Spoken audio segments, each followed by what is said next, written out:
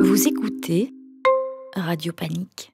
C'est le connard du samedi soir. Ah bon, c'est ça le Léna connard. Ah ouais, et ouais, qu'est-ce que je vous sers Je prendrais bien une claque littéraire, c'est clair. Jeux vidéo, musique, il adore Vitalik. Non, c'est pas vrai, il le vénère, il adore les jeux vidéo. Bah c'est sur quoi en fin de compte Sur Radio Panique, Banane, le connard est de retour avec ses chroniques sur Radio Panique. Et ouais, il est de retour. Salut le connard. Salut Bot, je suis venu vous faire chier ce soir. Salut Gaël, salut... Salut. Mais donc voilà, c'est la rentrée. Ouais, c'est la première de la rentrée, c'est cool. Et il s'en est passé des choses cet été, surtout sur cette fin d'été. Il y avait des news croustillantes. J'aurais pu vous parler de jeux comme Star Wars Outlaws, Concorde ou Apes, ou Dustborn et tous les gros flops du moment, parce que des flops, il y en a eu. J'aurais aussi pu vous parler de Black Myth Wukong et les tensions entre les journalistes de jeux vidéo qui sont sortis. C'est l'histoire Black Myth Wukong, c'est l'histoire d'une limace chinoise, c'est ça d'un singe chinois, ah, okay, oui. Et voilà, il y a eu plein de problèmes entre les journalistes et la Chine qui a dit s'il vous plaît, parlez pas de politique, parlez que du jeu. Et ça a posé des problèmes à des journalistes français. J'aurais pu vous parler de tout ça, mais non, je vais être chauvin ce soir pour la rentrée. Je vais parler de cinéma et je vais vous parler de cinéma belge, oui, bien sûr. Alors, mercredi dernier, donc ce mercredi-ci, 4 septembre, sortait en salle La Nuit se traîne, premier long métrage de Michel Blanchard, qui a été fait en 4 ans. Donc il a créé ça, il a créé le scénar pendant le Covid.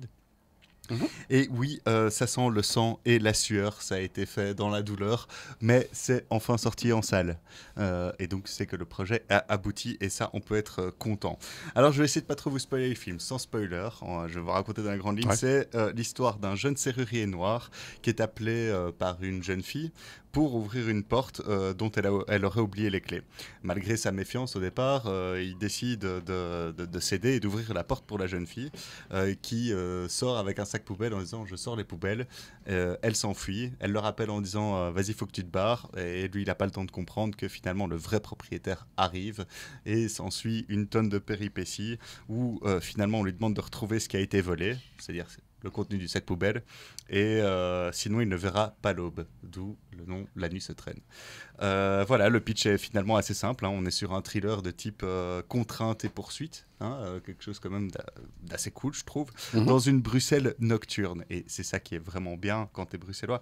Il y a vraiment, alors on part sur un petit fond de discours social, sur des manifestations Black Lives Matter, donc c'est là qu'on voit qu'il a écrit ça pendant le confinement où des tensions existaient, n'est-ce pas, mais le discours social s'arrête presque là. Je veux dire, on n'est pas sur du Dardenne, etc. Enfin, j'en reviendrai plus tard. Et bordel, qu'est-ce que ça fait du bien d'avoir un vrai thriller dans ma ville, enfin, parce que je suis bruxellois, et dans votre ville, si vous l'êtes. Et elle est reconnaissable à presque chaque plan extérieur. Et ça, vraiment, c'est super cool. On reconnaît le parc Josaphat non, parce que je n'ai pas tourné dedans, mais vraiment... ils sont pas passés par là. Oh non, j'irai pas le voir. Mais vraiment, il y a c'est bon. Il y a des quartiers du centre que tu reconnais vraiment bien. Voilà, tu reconnais l'ascenseur, tu reconnais... voilà, il y a Place Poulart, Louise et tout. Non, c'est vraiment chouette. Et donc, non seulement c'est agréable à voir, mais en plus, l'intrigue est plutôt bien ficelée. Vraiment, ça vaut la peine à voir, je trouve. Ça nous donne toujours envie de voir la suite de chaque scène. Il y a vraiment une bonne continuité qui vaut vraiment la peine. Alors, les acteurs sont peu connus, à l'exception peut-être de Romain Duris, que vous connaissez peut-être. Non, tu vois, Romain Duris, c'est l'enfant de l'amour du risque, non? Non, Romain Duris, c'est l'auberge espagnole et tout ça. À part eux, je veux dire, voilà, ils sont tous très corrects. Malgré le fait qu'on les connaisse pas, ils sont tous très corrects dans leur jeu d'acteur. Et voilà, tout tient la route. Alors, voilà où je suis content là-dessus, c'est que c'est un peu fini. Ouais, je t'entends rigoler sur ma chronique. Vas-y, tu me laisses finir, s'il te plaît? Merci, s'il te plaît. On reprend un peu le... Donc ici, ce qui me fait plaisir, c'est fini les Dardennes et leurs films sociaux à 2 balles. Fini les mauvais choix de la RTBF entre faux thrillers, téléfilms policiers de seconde zone ou films pseudo-historiques. Ok.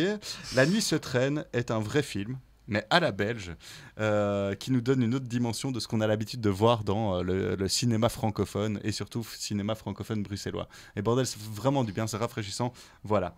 Alors, Michiel, on se connaît pas bien, et si tu m'écoutes ce soir, ou si tu vois mon podcast après, sache que tu as affaire au connard du samedi soir, et je vais devoir endosser mon rôle, parce que là, j'ai été un peu trop gentil avec toi, et il y a quand même des petits bémols, malheureusement. Moi, j'ai trouvé principalement que les personnages étaient parfois un peu creux, Ouais, je vais le dire, ils étaient un petit peu creux et ils auraient pu être un peu plus remplis et ils étaient trop fonctionnels par moment en fait. Moi, c'est ce qui m'a un petit peu gêné dans ce que j'ai vu. Mais malgré tout, malgré ça, c'est pas gênant parce que l'action est vraiment suffisante et nous donne vraiment envie de voir la suite logique des événements. Ce qui fait que, voilà, moi, c'est un bémol qui m'a vraiment qui m'a un peu touché parce que je suis scénariste aussi de formation et donc c'est peut-être ça aussi qui fait que de formation professionnelle. De formation professionnelle, oui, merci. Oui, je suis en écriture, mais bon, ça c'est un autre problème.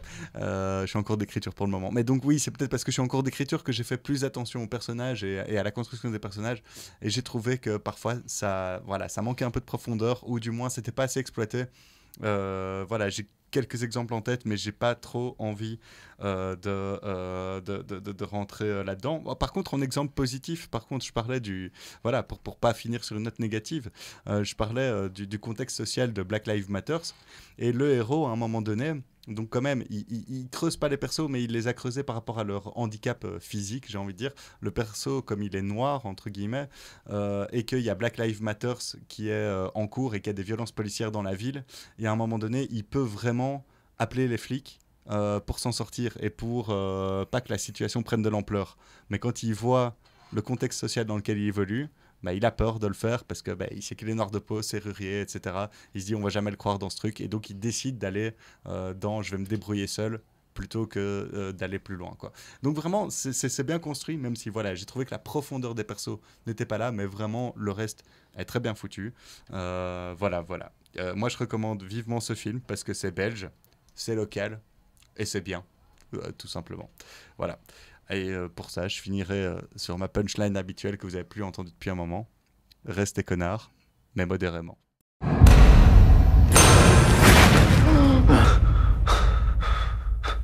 Madi,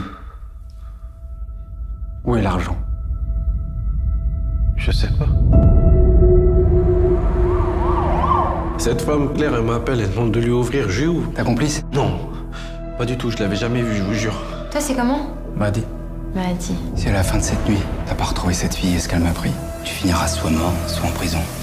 Donc, tu vas m'aider, Madi? Ouais. Quand je ne dors pas, la nuit se traîne, la nuit n'en finit,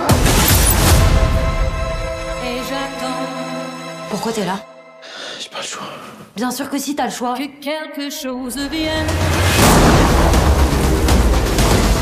Mais la nuit. Oui, secours, je vous écoute. La nuit.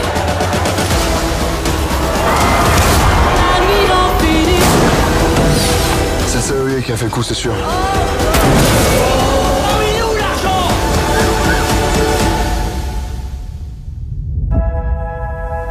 La nuit se traîne. Je suis juste un putain de serrurier. La nuit n'en finit plus.